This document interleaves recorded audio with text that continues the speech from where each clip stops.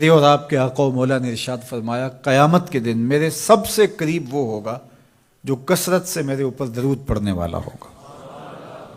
تو یہ حضور کی قربت کا ضامن ہے درود، تو اس لیے اپنی اولاد کو حضور علیہ السلام پر درود پڑھنے کی ترغیب دو۔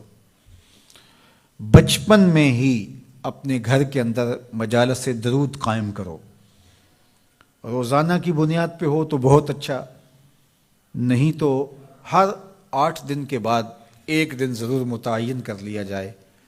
جمعۃ المبارک کے دن کثرت کے ساتھ درود پڑھنے کی ترغیب دی گئی ہے، اور فرمایا اس دن فرشتے حاضر ہوتے ہیں۔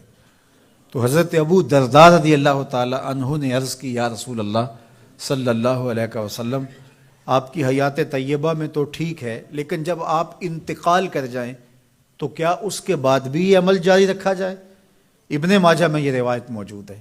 تو حضور علیہ السلام نے حضرت ابو درداء سے فرمایا، ہاں میرے وصال کے بعد بھی اس عمل کو جاری رکھنا، اور ساتھ ارشاد کیا کہ ان اللہ حرم علی الارض ان تاکل اجساد الانبیاء فنبی اللہ حی یرزق، اللہ نے مٹی پر حرام کر دیا ہے کہ وہ نبیوں کے جسموں کو کھائے، نبی قبروں میں زندہ ہوتے ہیں، ان کو رزق بھی دیا جاتا ہے۔ تو کہا کہ یہ میرے بعد بھی میرے اوپر درود کے سلسلے کو جاری رکھنا۔ تو ایک مومن تو درود کے ساتھ جڑا ہوا ہے، وہ تو درود کے بغیر دن گزار ہی نہیں سکتا، الگ سے نہ بھی پڑھے تو اس کو نماز کے اندر درود پڑھنا ہی ہوتا ہے۔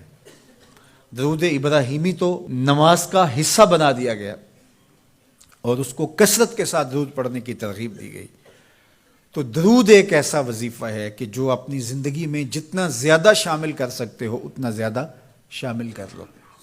ویسے بھی درود پڑھنے سے بچوں میں تقدس پیدا ہوتا ہے، بچے پاک دامن رہیں، عفت مآب رہیں، ان کی طبع میں تقدس رہے۔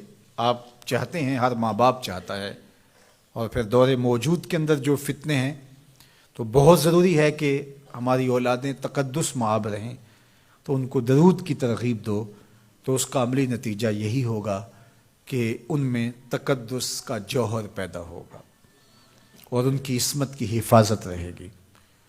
اور درود شریف پڑھنے والے بچے اور درود شریف نہ پڑھنے والے بچے دونوں کی عادات میں فرق ہوتا ہے۔ درود پڑھنے والوں کی طبع میں رقت، لطافت، نرمی، محبت، شفقت جیسے جذبات پیدا ہوتے ہیں۔ یہ درود شریف کا عملی نتیجہ ہے۔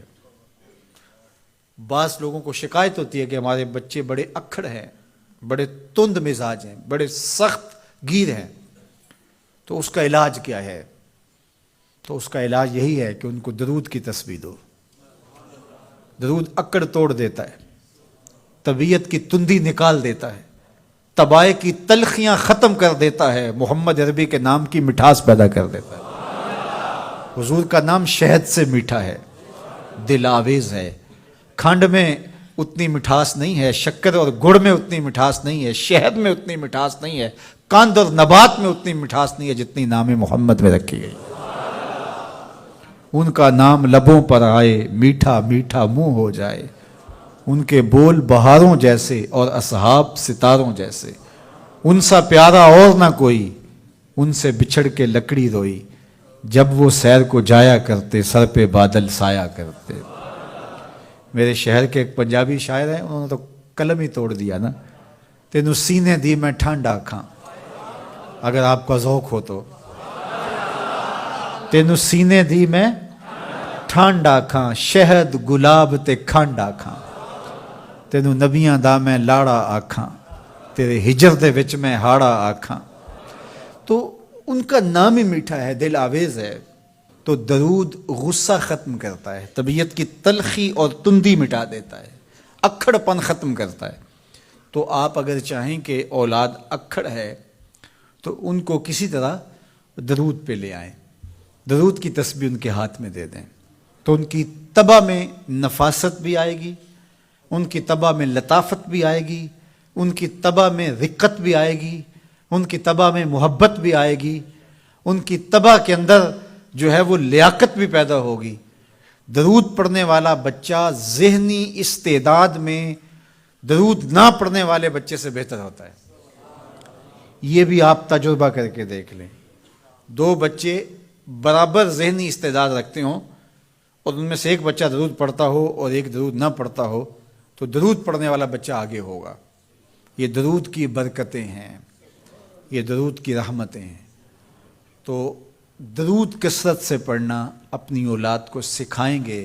ہفتہ روزہ آپ محافل کا گھر میں انعقاد کر لیجئے اور اس میں صرف دروشی پڑھ لیجئے، تو انشاءاللہ اس سے آپ دیکھیں گے کہ اولاد کو اس کا فرق پڑتا ہے۔ یہ تربیت کا ایک آسان نسخہ ہے اور یہ وہ وظیفہ ہے جس سے تھکن نہیں ہوتی، یہ وہ وظیفہ ہے جس سے طبیعت میں تلخی نہیں آتی۔ کہتے ہیں وظیفہ میں نے پڑھا ہے تو وظیفہ پڑھتے پڑھتے میری طبیعت میں یہ ہو گیا ہے، وہ بعض کہتے ہیں وظیفہ الٹ پڑ گیا ہے۔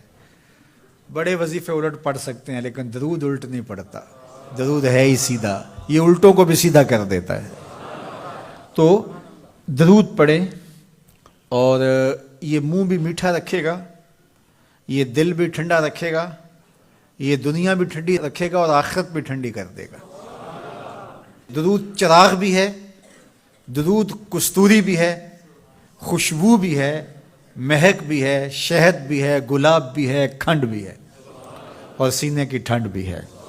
تو درود اپنی طبع کے اندر اچھی طرح سے راسخ کر لیں اور اپنی اولادوں کی طبع میں اس کو راسخ کریں۔ اس سے آپ عملاً دیکھیں گے، میں سالوں کی بات نہیں کرتا، اشروں مہینوں کے اندر آپ فرق پڑتا دیکھیں۔